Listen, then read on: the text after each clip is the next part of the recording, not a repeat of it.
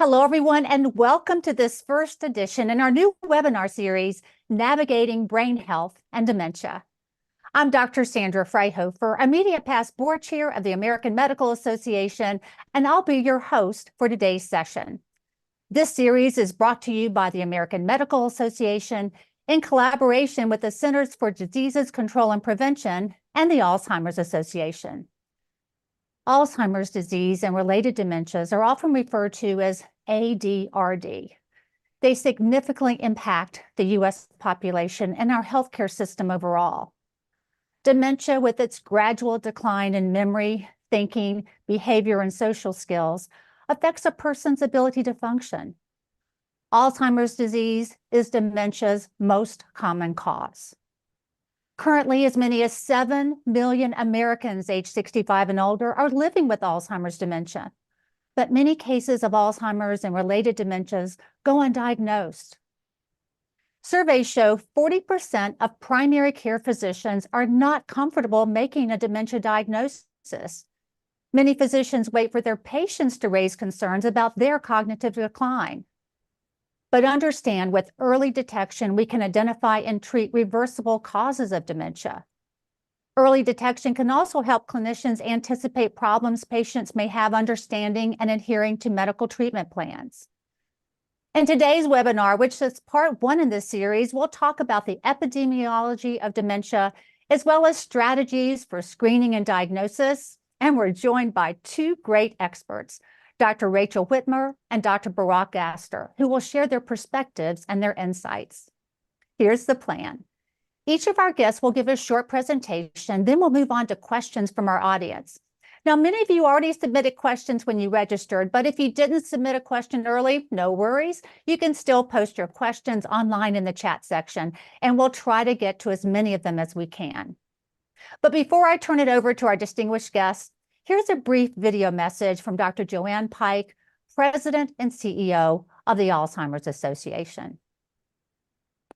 Hello, I'm Dr. Joanne Pike, President and CEO of the Alzheimer's Association. We're excited to join the American Medical Association and the CDC's Alzheimer's disease team in bringing you this three-part webinar series to help you detect, diagnose, and treat Alzheimer's and other dementias. For nearly 20 years, the Alzheimer's Association has worked with the CDC on the Healthy Brain Initiative, which takes a life course approach to addressing cognitive health and dementia. Through this public health initiative, we are paving the way for better brain health, earlier detection and diagnosis, and improved community clinical linkages when treatment and care are needed the most. Nearly 7 million Americans are living with Alzheimer's today. As the size of the U.S. population aged 65 and older continues to grow, so too will the number and proportion of Americans living with cognitive decline and dementia. By 2050, the number of Americans with Alzheimer's is projected to reach nearly 13 million. But there is now hope in ways there has not been before. The science is getting stronger and telling us how we could possibly reduce the risk of developing dementia. And in just the last few years, we have entered a new era in Alzheimer's and dementia, with FDA-approved treatments available for people living with early Alzheimer's. These treatments offer hope for more time, but they can only benefit people if they're able to access them, making your work more important than ever. As clinicians, you're on the front lines of an Alzheimer's and dementia landscape that is rapidly changing. On behalf of the people we serve, I want to thank you for participating in this webinar series. We look forward to supporting your continued education about Alzheimer's and all other dementia. Many thanks to Dr. Pike for sharing that important and heartfelt message. Okay, let's get started. We'll begin with the epidemiology of dementia. Our first presenter is Dr. Rachel Whitmer. Rachel Whitmer has a PhD from UC Davis, the University of California Davis School of Medicine, where she's a tenured professor of public health sciences and neurology and chief of the Division of Epidemiology. She's co-director of UC Davis's Alzheimer's Disease Research Center. She's also director of UC Davis's Population Brain Health Lab.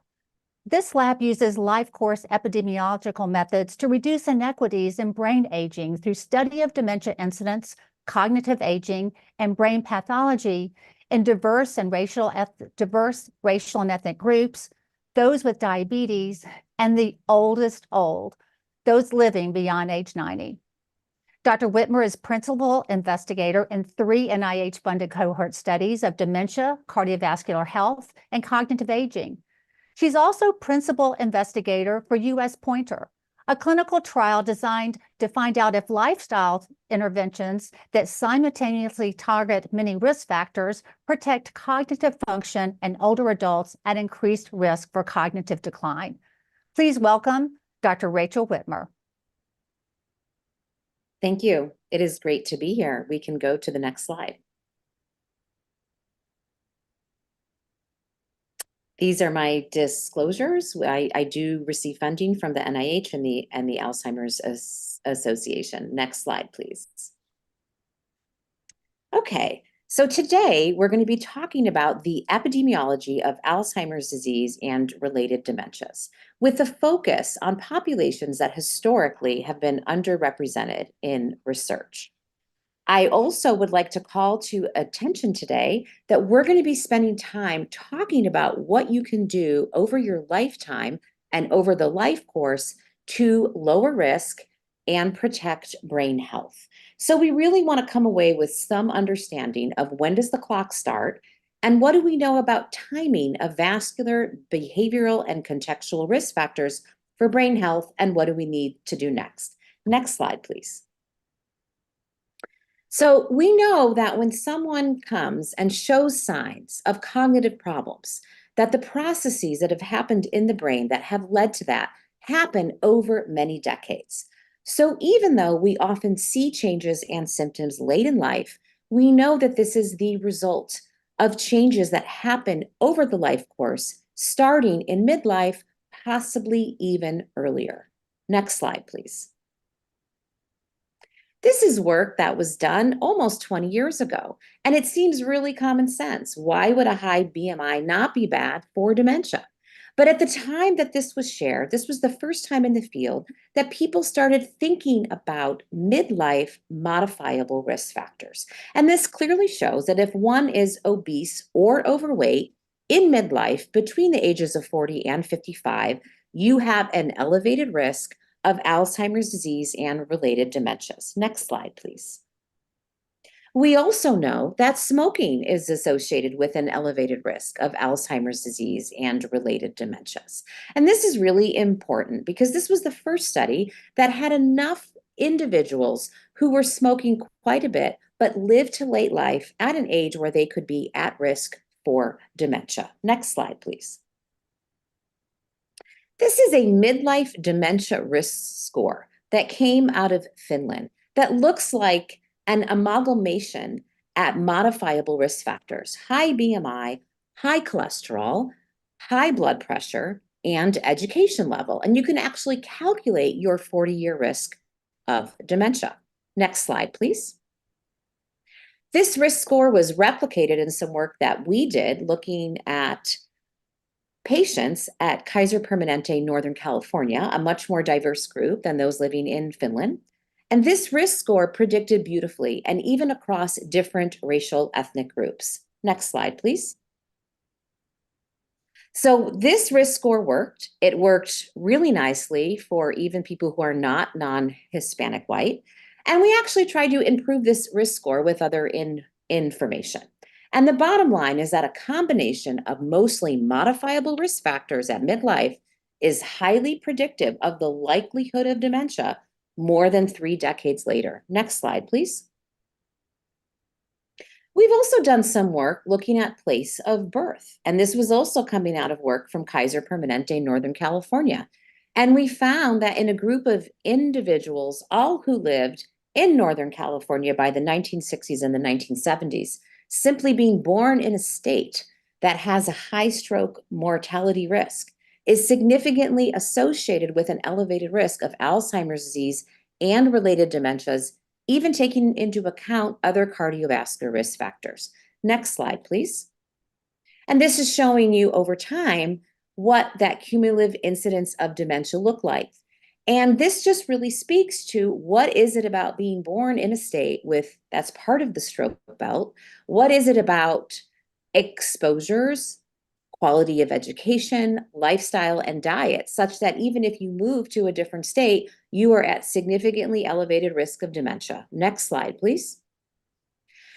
So, prior President Obama passed the National Alzheimer's Plan Act, and one of the major goals of that was to redress disparities, and that is differences in the epidemiology, in the rate and the risk of Alzheimer's disease and related dementias. At the time that this wonderful act was passed, we actually still didn't have basic numbers on large parts of our population, and a lot of the evidence that we had was based on studies that were sourced from either the worried well or people who were referring themselves to a memory clinic. Next slide, please. So this is really important work that looked at almost 275,000 members of Kaiser and looked over a 13-year period at incidence rate of new Alzheimer's disease and related dementias. And we can see here that there are differences across racial ethnic group. At the time that this was published, this was the first time that anyone had looked comprehensively at Asian Americans, which is, of course, a very heterogeneous group. And so we see here that there are differences. This doesn't tell us why, but it tells us who to study and what can we understand from the people at both elevated risk and lower risk. Next slide, please. I also want to talk for a few minutes about type 1 and type 2 diabetes, which are very common public health issues. We are in the middle of an epidemic, and we have seen a very large increase in type 2 diabetes, also with type 1, particularly at later age onset. Next slide, please. So we know that if you do have type 1 or type 2 diabetes, it's really important in terms of brain health to be worried about glycemic control for a number of different reasons. And we have found in our work that people who have an elevated glycosylated hemoglobin and spend more time at these elevated levels, which is a marker of glycemic control over the past 3 months, have an elevated risk of Alzheimer's disease and related dementias. Next slide, please. We also know that low HbA1c, which can be indicative of potentially hypoglycemic events, is also not good for the brain and for brain health, and is also associated with an elevated risk of dementia. Next slide, please. So we know that patients with type 2 diabetes who've had events of hypoglycemia, hyperglycemia, microvascular complications are at higher risk of Alzheimer's disease and related dementia. Next slide. So how do you protect your brain? You pay attention to glycemic control. If you have depression, try to get it treated. Depression is a risk factor for Alzheimer's disease and related dementia, whether or not you have diabetes, and to try to prevent microvascular and microvascular complications. Next slide. So this is just showing the life course. And again, people think about cognitive impairment and Alzheimer's disease and related dementias as something that shows up in old age, but we think about it as being emblematic of a lifetime of risk and resilience. Next slide, please. So we've done some work looking at risk factors that are identified even as early as adolescence or young adulthood. And this is a study of African Americans ages 50 and up called the STAR study. And we looked at who in adolescence and young adulthood and midlife actually have cardiovascular risk factors. And you can see that a number of our study do have these risk factors even in adolescence and young adulthood. Next slide, please. And we know that those that do have hypertension in young adulthood or midlife or adolescence have worse cognitive function later in life. And these same individuals are now being followed to look at the association with Alzheimer's disease and related dementia. And we see this story whether we are using the prior definition of hypertension or the more current definition, which is using cut points that we used to refer to as high normal. So keeping your blood pressure at a good level is really important to protect your brain. Next slide, please. So how can we look at risk factor change? Next slide, please. Well, I think it's really important to understand that this is something that happens over many decades. And we also know that the majority of people that are diagnosed with Alzheimer's disease also have evidence of a vascular pathology or vascular injury. So what does that mean? That means there's many different pathways. This is a multifactorial process, and there's many different things that can happen that can lead someone to a situation where they have cognitive impairment or dementia. Next slide, please. But we do know that 30% of dementia is attributable to modifiable risk factors. So we talked about midlife hypertension and midlife obesity, physical inactivity, diabetes, and depression, and low educational attainment. So I think this is important to keep in mind that we can change the story. Next slide, please. There was a famous study that got published a number of years ago called FINGER, which was a lifestyle intervention study, and it looked at 2 years of lifestyle changes, diet, exercise, cognitive training, and better management of vascular risk factors. Next slide, please. And what's wonderful about the study is that they found that lifestyle changes was associated with better cognitive function and less cognitive decline.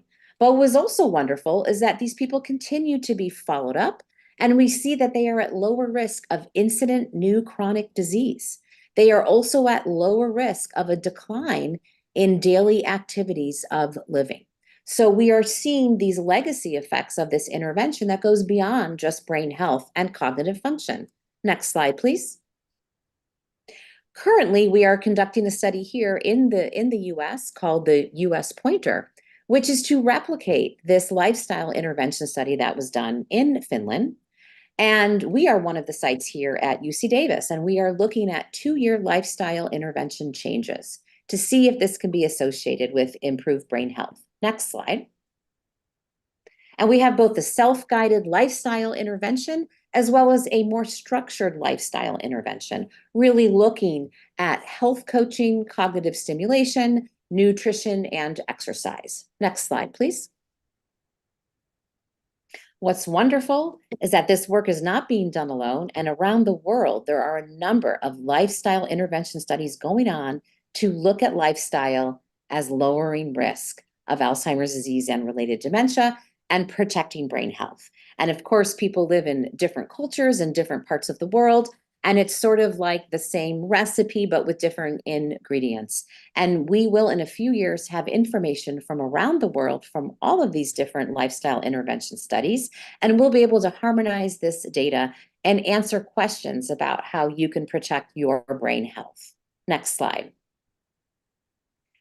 So we're getting towards the end of our time, but I'd like to end with this positive message, which is that in the FINGER trial, those who adhered to the intervention at higher levels actually had the greatest benefit on brain health. They actually had the most protection against cognitive decline. So I think that's a really important message. Let's go to the next slide. I want to remind everyone that we're thinking about who is at greatest risk, the epidemiology, what's happening on a population level. But if you can even delay onset, you would have enormous benefits, both on a personal level for the patient and the family, on a societal level, and on a population level. So we need to think about things that we can do to not just maybe prevent, but even also delay. Next slide.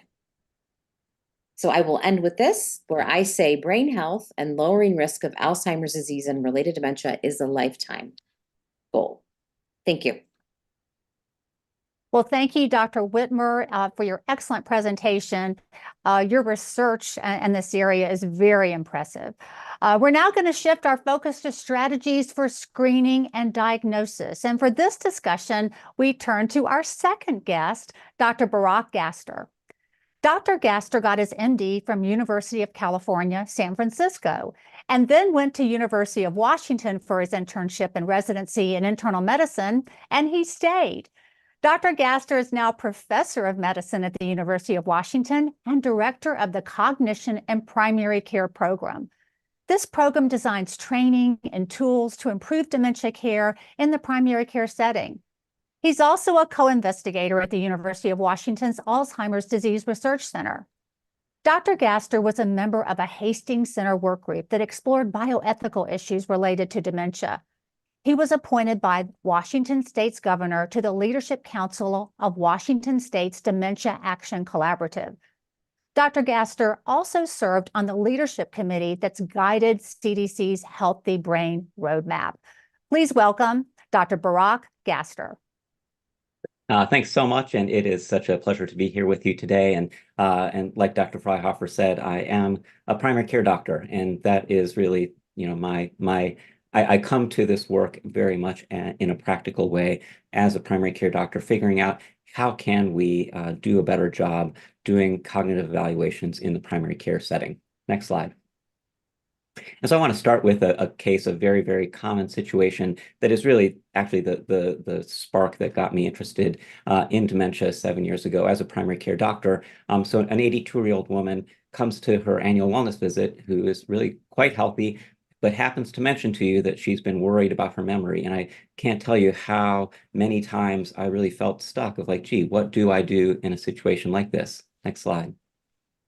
And this is just an example of just the many kind of ways that a cognitive concern can come to light, where a patient or a family could bring up a concern. You could do a short, brief cognitive screening test as part of your annual wellness visit, or you just as a primary care provider might start noticing that a patient who has always been very on top of things is starting to miss appointments, or your staff might notice that they come to the front desk at the wrong time for their appointment, things that really should make you think, gee, there could be something going on. And all of those sparks, all of those red flags really should lead to an evaluation of somebody's cognitive function, which in so many ways really does need to happen in the primary care space because specialists just do not have the access to evaluate all of those people who have those concerns. Health systems need that efficiency of the primary care provider on the front lines. And it's really what our patients want too, that the patients want the trust and the convenience that hopefully it is a primary care provider that they have developed a connection with over the years, who they trust, and they want the convenience of going to their primary care clinic to get that evaluation. Next slide. And so that's really what the Cognition Primary Care program is all about. Like I mentioned, it's really creating a framework for which an acceptable, efficient, and accurate path to do evaluation of cognitive concerns in the primary care setting. Next slide. And this is very much based on the Gerontological Society of America's KAER toolkit, the CARE toolkit, which we adapted with funding from the CDC and the Davos Alzheimer's Collaborative, that really starts with sort of being aware, and that when these concerns come up, it's just so important to really make a decision of how worried of a flag is this. And here I would really point you to a really wonderful document that the Alzheimer's Association has developed called the 10 Warning Signs, that begins with the concept of what are the normal changes in aging, which might be somebody's misplacing their keys more often, forgetting why they came up the stairs, taking a little bit longer to remember somebody's name, but later it comes to them. And so it's so important that those are the things that really freak people out, that really can be the core cause of their concern. But those are all normal changes with aging. Next slide. And really thinking about how different that is from the really serious warning signs. So somebody forgetting something that just happened, which most often comes up as repeating the same question 30 minutes later. So changes in their short-term memory, harder to do a complex task that used to be easy for them, executive function, or suddenly unsure of where they are in a place that they've been to often, such as being disoriented in a building that they should know well, sort of disorientation in visual spatial those are the things that really are different than normal aging. And really any of those things are big red flags that really must lead us to do a cognitive evaluation. Next slide. And so I want to sort of highlight the website that we have for the Cognition Primary Care program, which is cognitionprimarycare.org, where we have a one-pager that is adapted that 10 warning signs that you can use in your clinical practice. Next slide.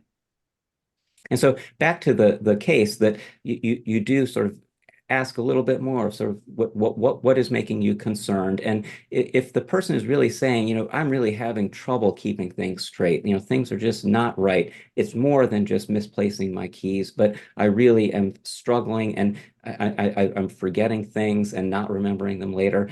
That is really a big sort of red flag. Next slide.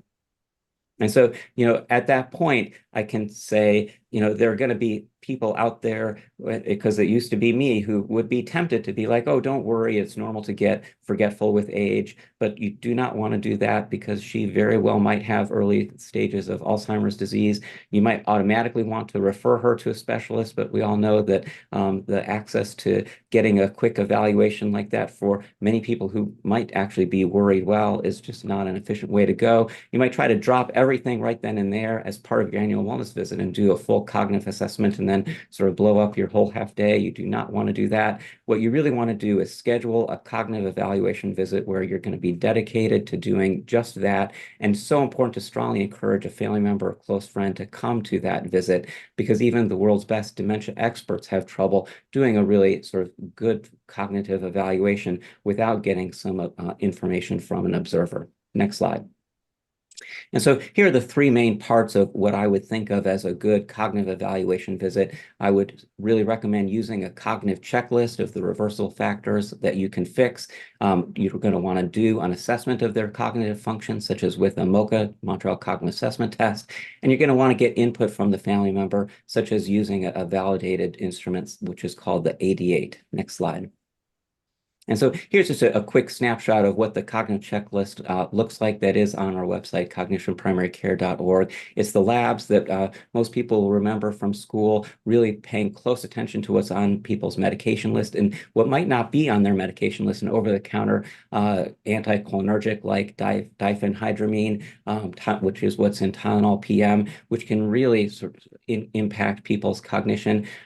Really making sure to ask about people's alcohol intake, because even mild to moderate drinking can really start to impair cognition once people go into their 70s and 80s, and thinking about comorbidities that you can treat that really can be affecting people's cognition, like sleep apnea, hearing loss, and depression. Next slide. And so here's just a snapshot of the checklist tool that we have on cognitionprimarycare.org that's very easy to make into like a quick smart text for your EHR to use when you're doing a cognitive evaluation visit. Next slide. And so when you're doing this cognitive evaluation, you're going to really put two items together. You're going to put the component of the cognitive test, such as a MoCA test, together with input from a family member or close friend. Next slide. Next slide. And so here's just a quick sort of view of what the Montreal Cognitive Assessment looks like. It's not the be all and end all. That I really do hope that we develop better cognitive assessment tools in the next few years. But for right now, I would really point to the MoCA as probably the best validated tool for identifying especially mild cognitive impairment in the primary care setting. Next slide. And then you're going to put that together with input from a family member or observer. And so the three key questions that I would try to have in mind to ask that family member or close friend is, does somebody seem to be repeating the same question 30 minutes later? Are they losing the ability to do a complex task? Are they getting disoriented in a familiar place?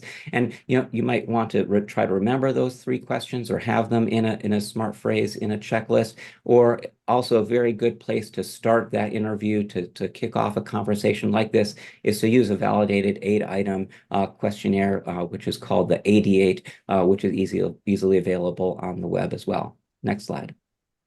And here's just a snapshot of what that 88 questionnaire looks like. This is the top 3 questions on that 8-item questionnaire that is really handy to sort of give you a structured way to do that interview with the observer or family member. Next slide. And so you're going to then put that together. You're going to put the MoCA test result together with the family input. And let's say that somebody's MoCA score is for sure abnormal, but it's not crazy low. And the observer is noticing worrisome changes, like, yes, they are asking the same question 30 minutes later, but they are still fully independent in all of their activities of daily living. So that is a diagnosis of mild cognitive impairment. Next slide. And then that is very different than if somebody, say, has a much lower MoCA score, and yes, the observer is noticing worrisome changes, but they are also saying that they're having trouble with activities of daily living, like sort of cooking or driving. Once you're starting to get to the point of losing independence with activities of daily living, that is a diagnosis of dementia. Next slide. And so here's just a schematic to show on the top, there is the general progression of how somebody is actually functioning in the world from normal aging to mild cognitive impairment, to then losing the ability to do activities of daily living, which is dementia. And then below that is the Venn diagram that alludes to what Dr. Whitmer was talking about, of just how most of the time, the pathophysiology that is causing these changes in people's cognition is most often multifactorial, with Alzheimer's, though, being the most common type. Next slide. And so just to talk a little bit more about mild cognitive impairment, again, this is when somebody's MoCA score is low, but not super low, but their activities of daily living are intact. That is a diagnosis of mild cognitive impairment. It is so important to understand that mild cognitive impairment does not necessarily mean the beginnings of dementia, that this is not necessarily pre-dementia, because about 30% of people with mild cognitive impairment do not progress to dementia, yet 70% do progress. And so it's so important that this is a moment to really sort of make a difference in people's cognition, because these are the points where in primary care we can really help people to maintain their brain health and help them stay in that 30% of mild cognitive impairment that might not progress to dementia. Next slide. But it's really also important to understand that a lot of times this evaluation might end up being somewhat in the middle. So your evaluation might be like, yes, this is not completely normal, but it is sort of only a little bit abnormal. And so it's a little bit hard to exactly know what's going on. And so this is the point where you're going to want to either be sure to repeat the evaluation in 6 to 12 months, refer somebody to full neuropsychological testing, or if you have the availability to refer them to a specialist such as a cognitive neurologist or a geriatrician to get further evaluation. That's also another great step. But either way, this is the moment, as Dr. Whitmer was alluding to, where primary care can really take the reins and really make a difference by going through the brain health checklist. Next slide. And the brain health checklist is very similar to the things that we should be in your evaluation checklist, which is reducing alcohol intake, being really careful about medications, especially anticholinergic, and asking about over-the-counter things like diphenhydramine, Tylenol, PM, talking about contributing conditions like undertreated sleep apnea or having people wear their hearing aids, getting regular exercise combined with socialization, like taking a walk with a friend every day, and just encouraging social engagement as things that we really have been shown, as Dr. Whitmer was alluding to really make a difference in people's cognition. Next slide. And so your next steps are really going to maybe be like, oh my goodness, your evaluation looks great and you are cognitively healthy. Let's see how things look in 12 months, maybe even repeat the evaluation then if you're still concerned. You might have found contributing factors like excessive alcohol use that you can really make a difference in. Or you might have made a diagnosis of mild cognitive impairment or dementia, and that is the pivot point where you want to say something like, this is a lot to work through. Let's schedule another appointment very soon to review this and make a plan. Let's encourage your family member or close friend to attend that visit only. Also, you really want to make sure that if you do make this diagnosis, that you're very clear that you're going to sort of make another appointment to really set the concrete plan. You do not want to sort of diagnose an adios. You really want to have tools ready to go to help set a plan to help them maintain their brain health. Next slide. All right, so thank you so much. That's the end of my very brief description of a complex topic. Again, you can go to the cognitionprimarycare.org website to get some of the tools, get more tools that I have been talking about. And again, so grateful for you for joining us and listening. Well, thank you, Dr. Gaster. And that presentation was certainly filled with lots of practice pearls for primary care physicians. It sounds like you're saying that really all of us, all primary care physicians, need to have the MOCA and the 88 available in our office. And I loved your comment about don't try to do it the same time you're doing something else. Make a special visit for that kind of evaluation, or else you'll blow up your day. And we've seen that happen many times in the offices, speaking primary care physician to primary care physician. So we have a lot of questions from our audience, and so we'll now move on to our Q&A portion, which means answering questions from our audience. Many of you submitted questions when you registered, and we'll start with those, but you can still submit your questions online in the chat, and we'll try to get to those if we can today. And if we can't get them to today, we'll try our best to answer them during future webinars. Our first question is for Dr. Gaster. This question refers to a study that said people who consistently reported symptoms of subjective cognitive decline they found worrisome were at higher risk for developing Alzheimer's dementia. Yet the Behavioral Risk Factor Surveillance System survey found that of the 10% of Americans age 45 and older who reported subjective cognitive decline, 54% of them had not consulted a healthcare professional. So what are some ways in which physicians can help patients advocate for themselves when they feel they are experiencing cognitive decline?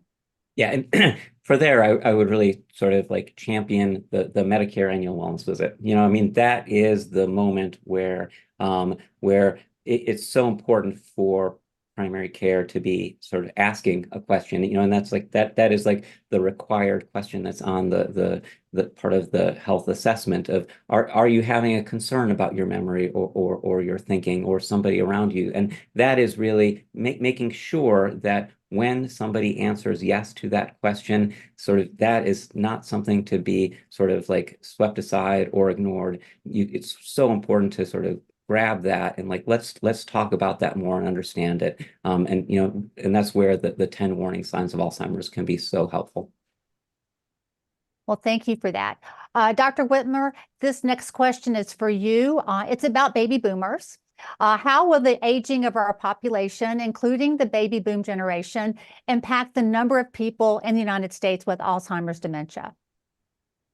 That's a great question. It is going to greatly impact the number of individuals in the United States with Alzheimer's disease and related dementia. So we are expecting, both here in the US and globally, a tripling of dementia prevalence by 2050, which is why this presentation today about what can happen in primary care and what you can do to lower risk even earlier before you are 65 plus is so relevant and so germane. But yes, with the aging of the baby boomers, some people refer to it as the gray tsunami. I don't really like that term.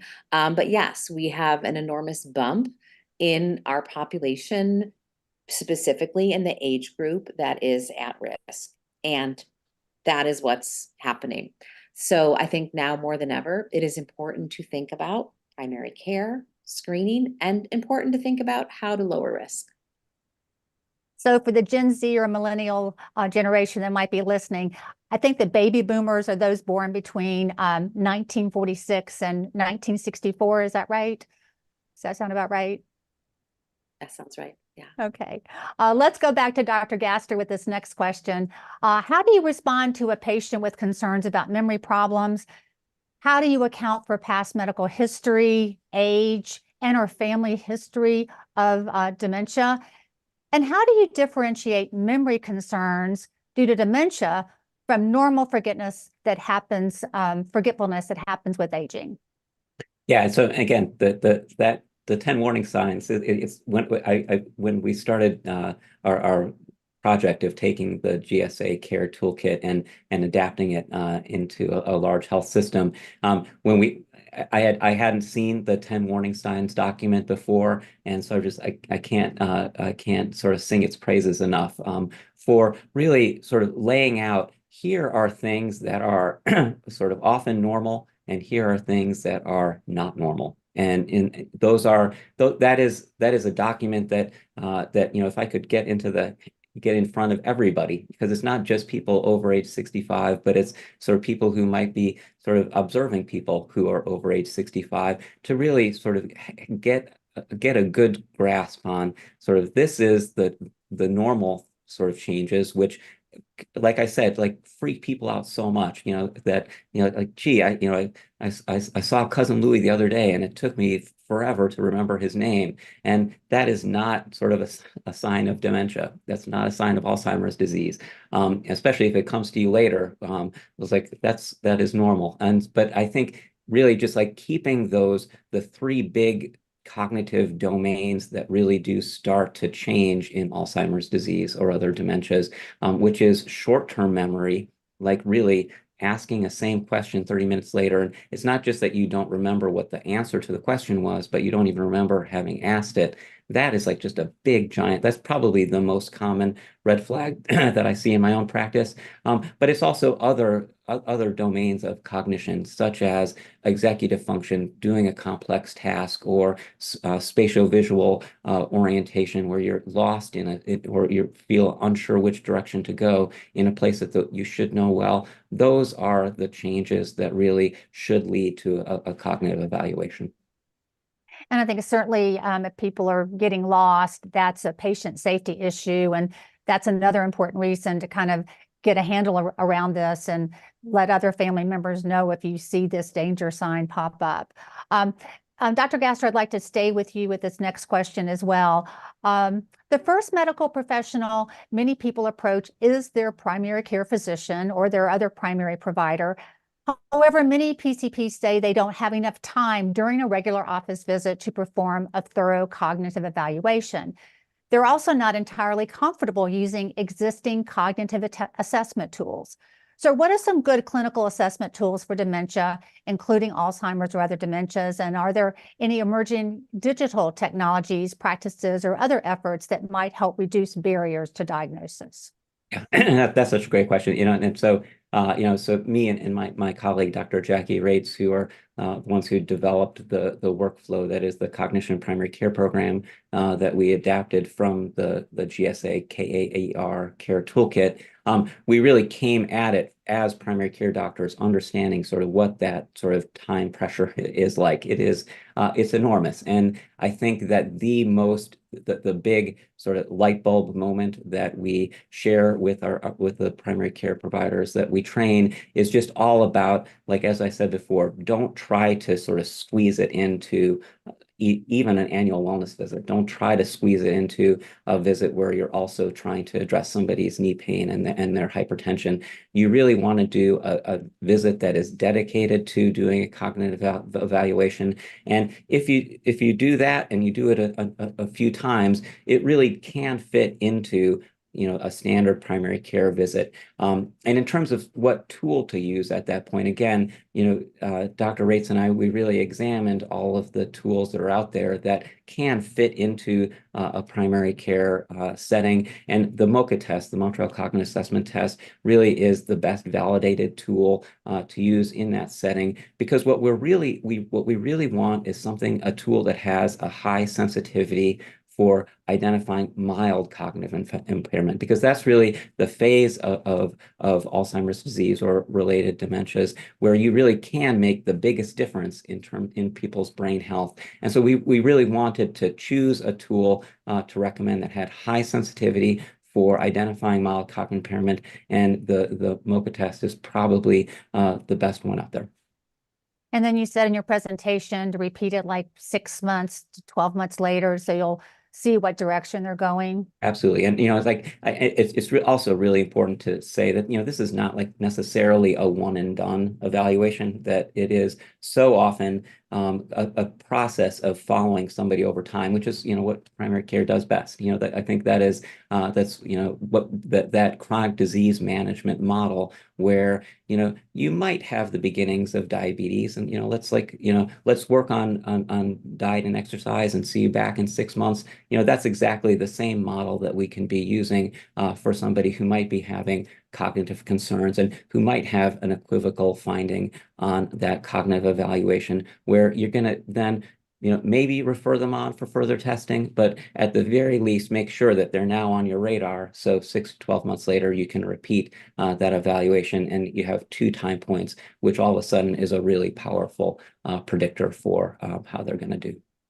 And I would think if they had a little depression that you treated when they came back for that next visit, they might even do a Absolutely. little bit Or better. wearing their hearing aids and Yes. drinking less alcohol and not taking over-the-counter sleep aids that have high anticholinergic activity. Those are all things that we can do right now. It's like the high value of an earlier detection for sure. All right, I want to push a little bit more on the digital technologies. AI is so hot right now. This artificial intelligence, those aren't things we have in our office right now. But can you just make a few comments about what you might see in diagnosis of the future using AI and other digital kinds of things? Yeah, I mean, I'll tell you, so as Dr. Rates and I have sort of gone down this path of developing this framework, this model for primary care, we keep pointing to the MoCA test as, this is the best thing that we've got right now. But, boy, oh boy, do I hope that 5 years from now, we've got something a lot better than the MoCA. And I think that we probably should.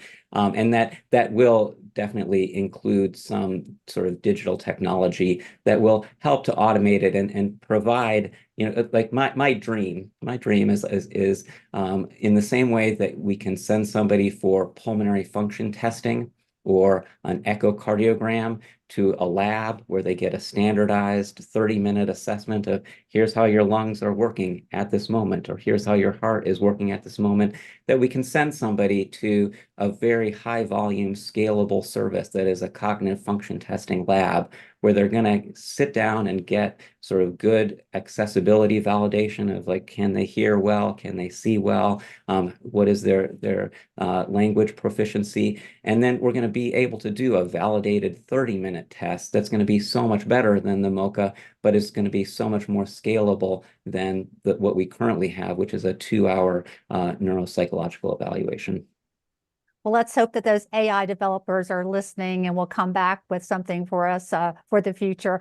I want to go back to Dr. Whitmer for this next question. The 2020 Alzheimer's Disease Facts and Figures Special Report says there's an insufficient number of specialists to meet patient demand, particularly in rural areas. Also, by year 2025, at least 20 states are estimated to be dementia neurology deserts, with fewer than 10 neurologists per 10,000 people.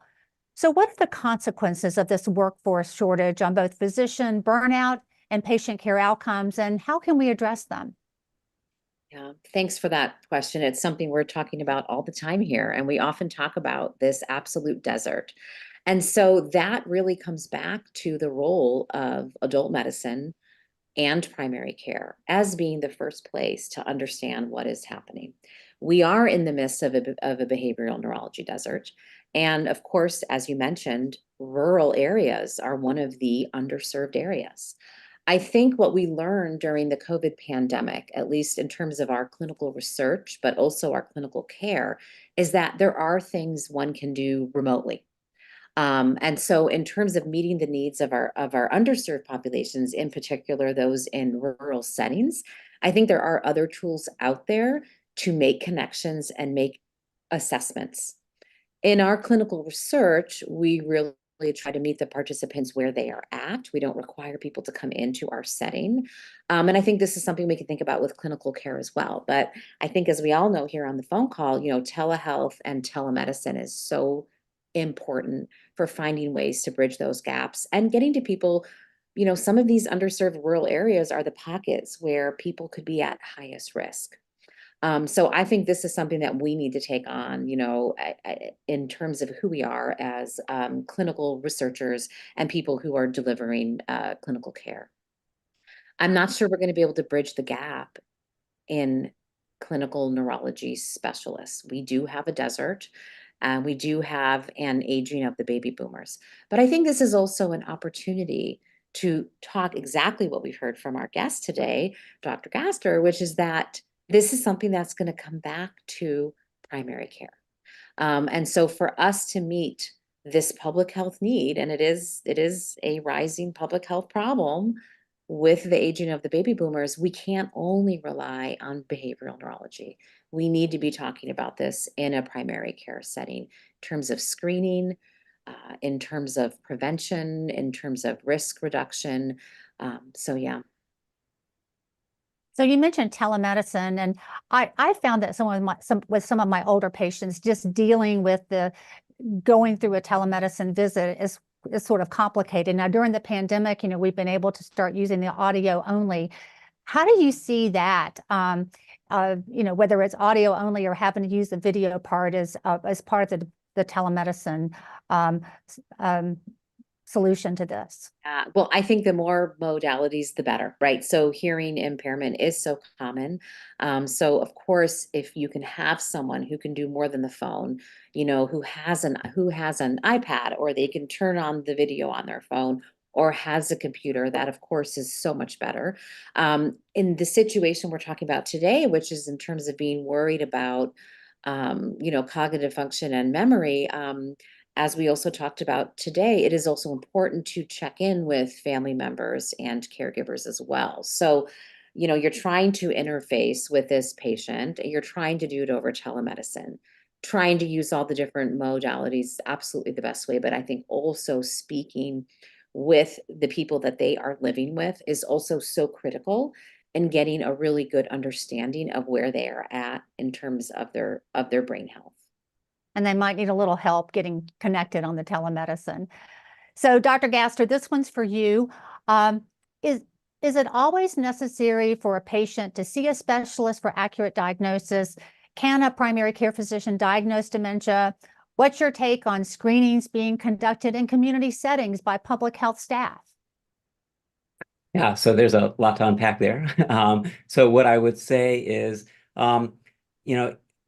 in an ideal world, yes, everyone would see a cognitive neurologist. But I also, am aware in my own practice that there are a lot of patients who do not want to see a cognitive neurologist. That they really want to stay with their primary care provider, who they sort of know and trust, and they may be sort of having difficulty really sort of accepting the fact that they are sort of having changes in their cognition. And so I would say that it is not essential that everybody see a specialist. I think that with good training, primary care can do a good job, especially for more kind of garden variety, sort of Alzheimer's disease phenotypes, where that primary care absolutely can make it is making this diagnosis all the time. And the question is sort of, what is the role for community-based screening?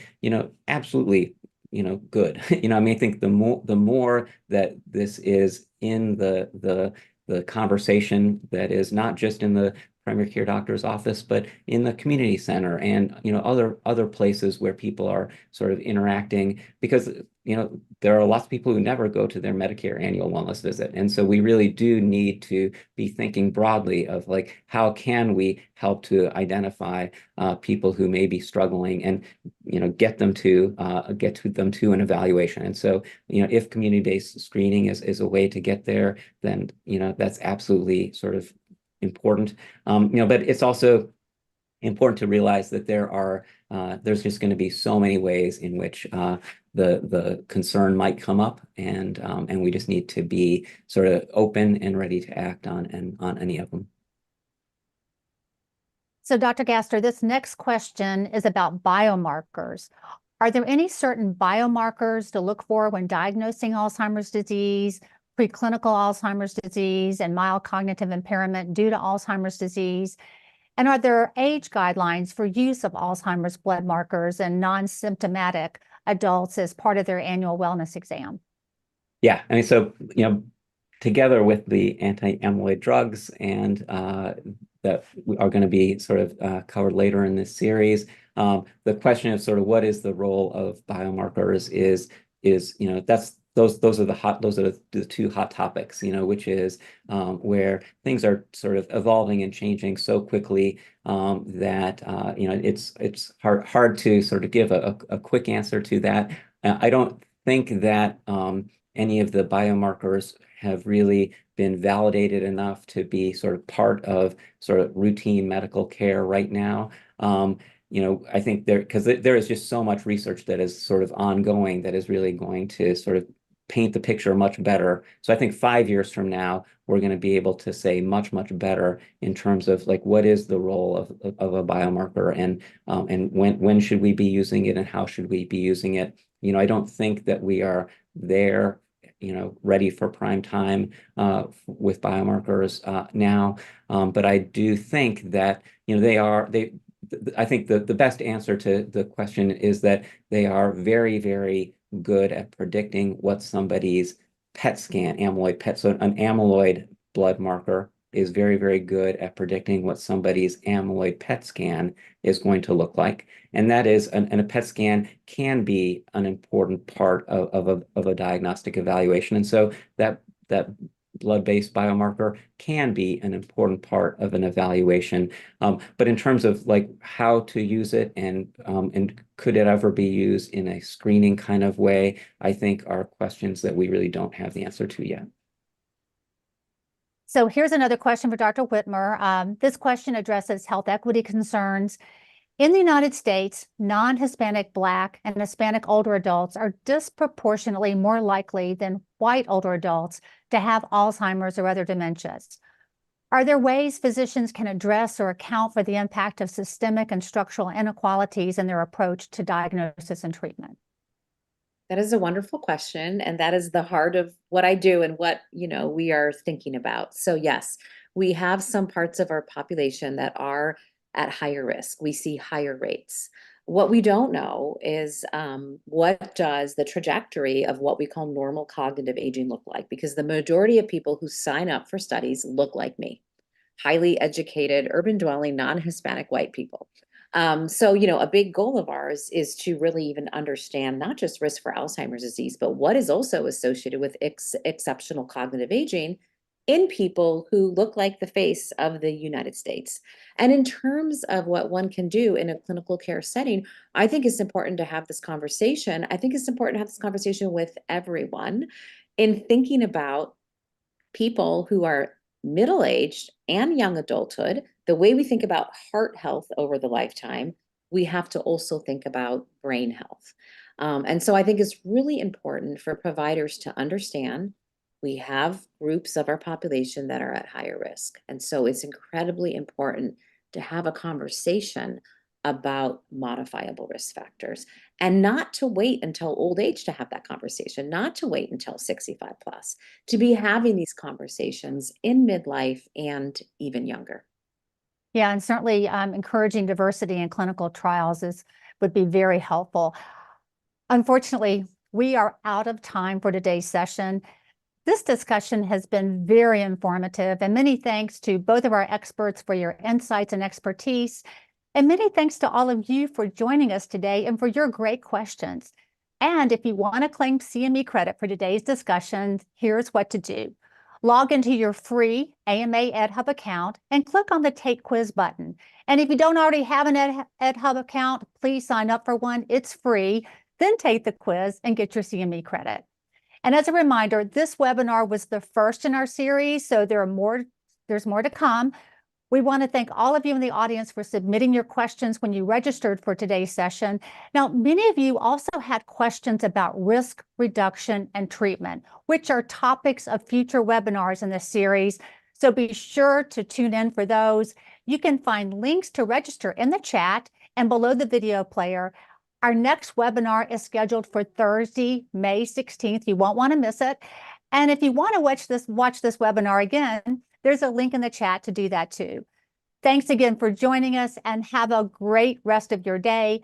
For the American Medical Association, I'm Dr. Sandra Fryhofer.